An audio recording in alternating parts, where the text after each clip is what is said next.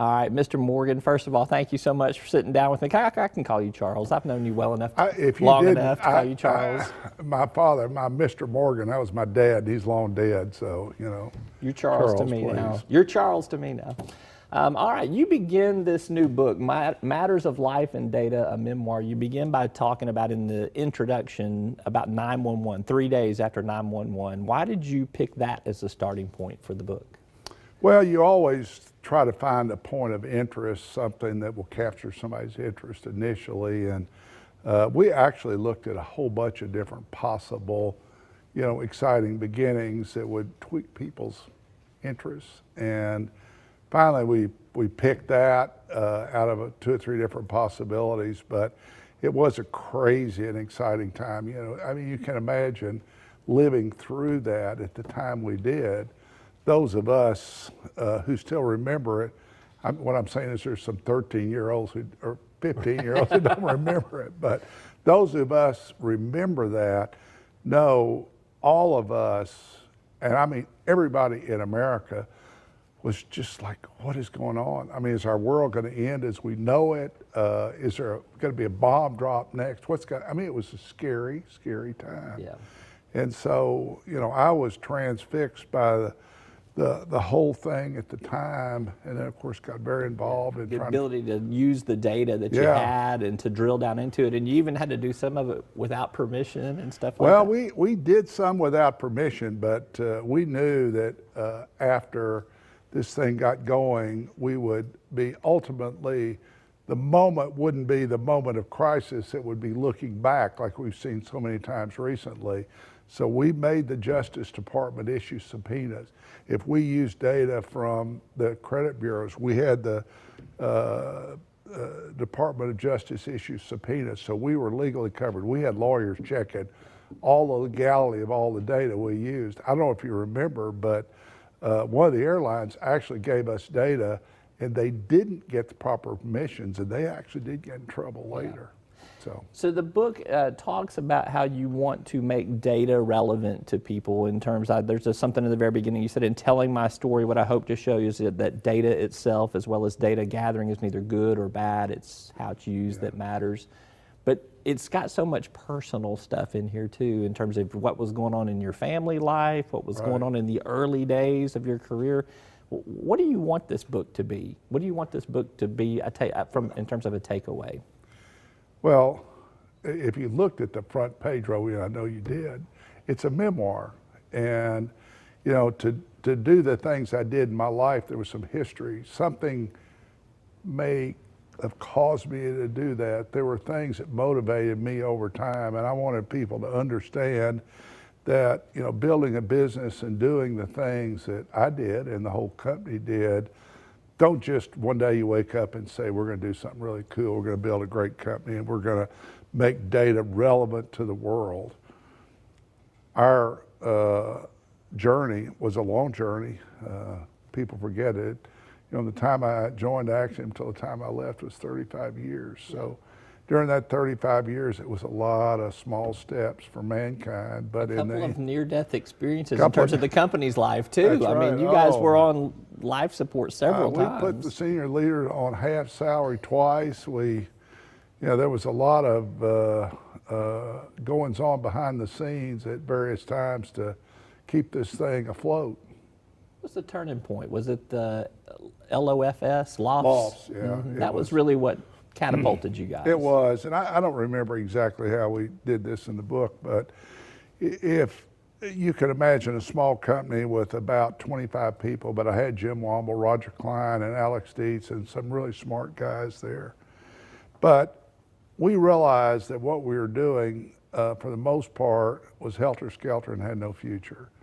So we said, we've got to find something that has substance, and it eventually was this whole concept of data, direct marketing data and marketing databases. But initially it was, you know, we can't just do a little bit of this, a little bit of that, and, you know, do a little political direct mail, do a little land development stuff, and do computer service stuff. We have to have a substantive thing that is national, if not global. And that's kind of where the road began. We made that decision and started down that path, and we had a clear vision of what we wanted to do. Years before, when you were with IBM, which is where you got your business start, in great part there, you got to work on the account of Walmart with Sam Walton, and his use of data, which you tell in the story, really had a meaningful impact on you. It had a tremendous impact. Actually, and I don't know how it came across in the book, strangely enough, I remember all these stories, but I don't remember exactly how he characterized them. I was also very taken with Sam's leadership style because I got to observe him one-on-one. He was a guy that let his guys do a lot of the work. He did give them a lot of latitude to make decisions. They felt empowered.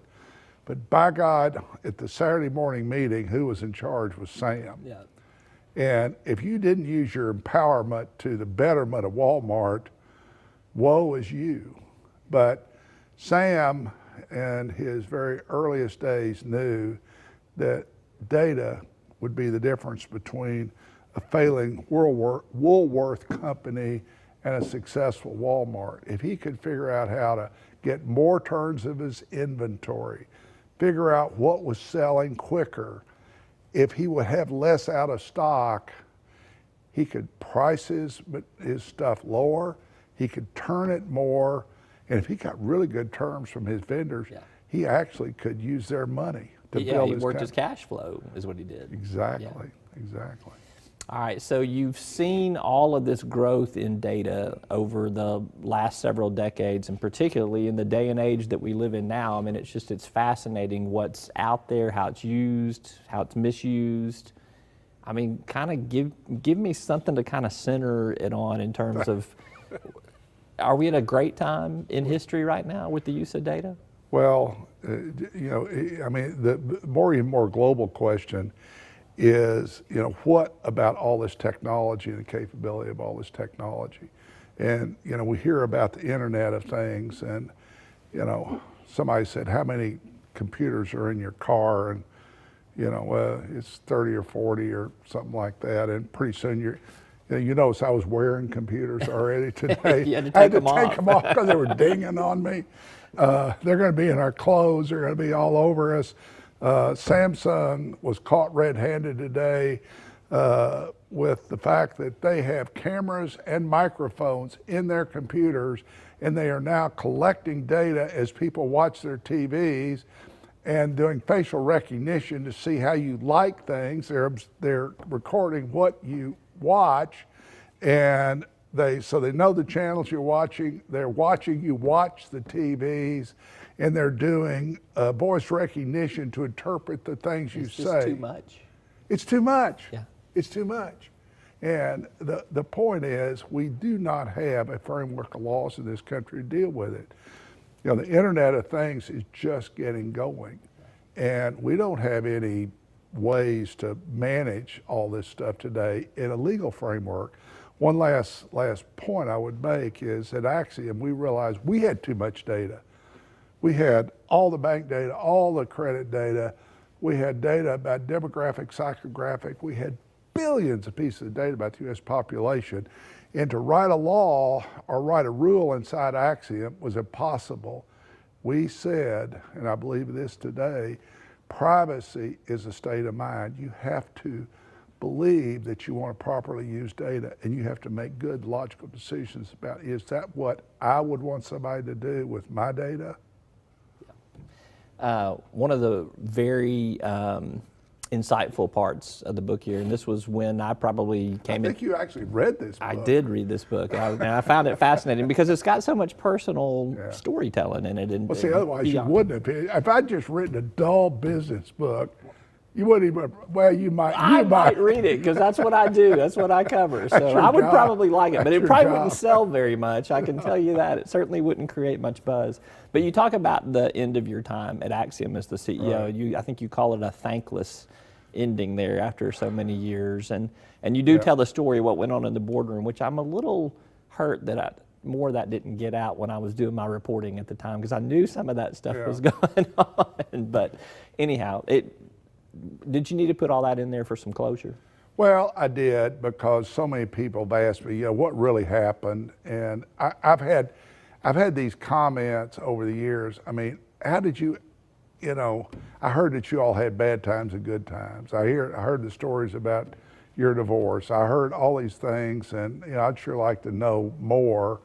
And a lot of people have asked tell me about Jeff Ubben. I mean, what kind of guy was he? Let me tell you on this show, you want me to tell you what kind of guy he is? He's an asshole. But he is not only that thing, but he can tell you something to your face, sit here and say, Roby, this is something I believe more than life itself, and it could be a total lie. Yeah. And he'd look right at you and say it. It was not a very honorable guy.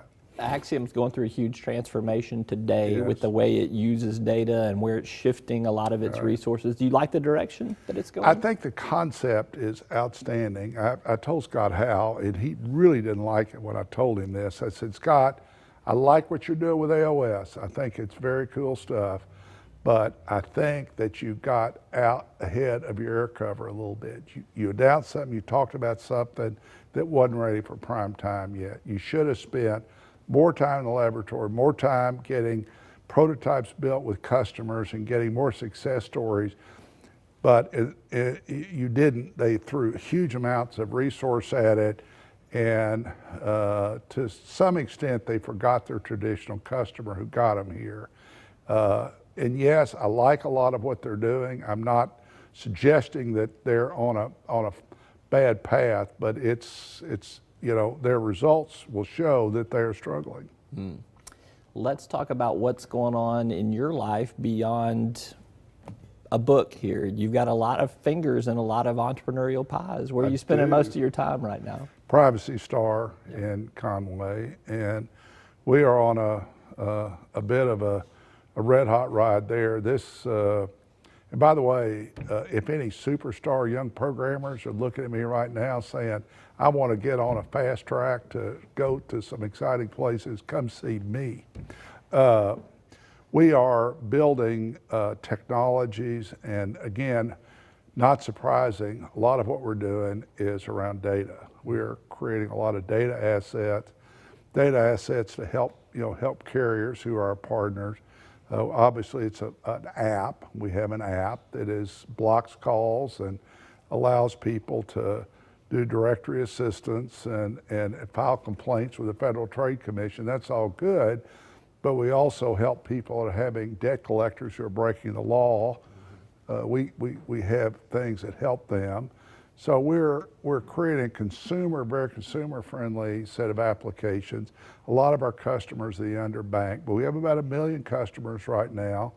And I am very proud to report that we've been profitable now for 15 months. Awesome. And 2 years ago, our revenue was 1.3 million. Last year was 4.1, and we're forecasting about 13, 14 million revenue this year, and a solidly profitable. We've got about 40 employees now. That's mid-70s Axiom revenue right there. Oh, listen, believe it or not, our revenue this year will be exactly what Axiom revenue was when we went public in 1983. In the early 80s. All right, interesting. What do you think? Is that the only thing you've got going on from an Of course entrepreneur? not. Please tell me some more of what you have going on. Well, I'm very involved with Anuvo, which I'm the lead outside director in, and they're in Conway, co-located with us.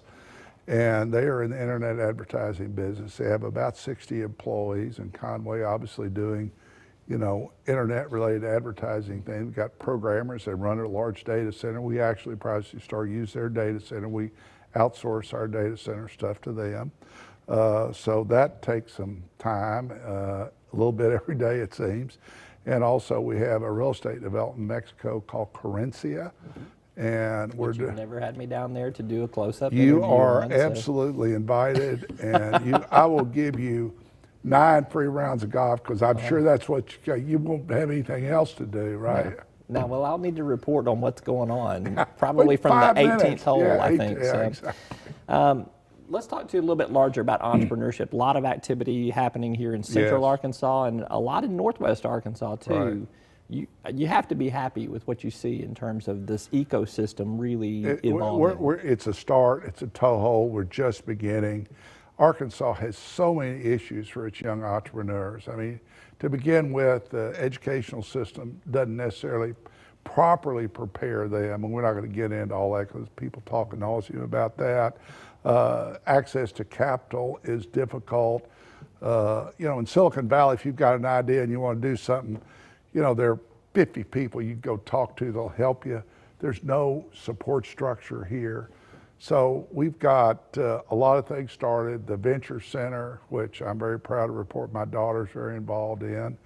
And matter of fact, my son-in-law is trying to, put together some money, or he has some money that he's put together, some of his own and some of others, to try to help give some financial resource to these young companies.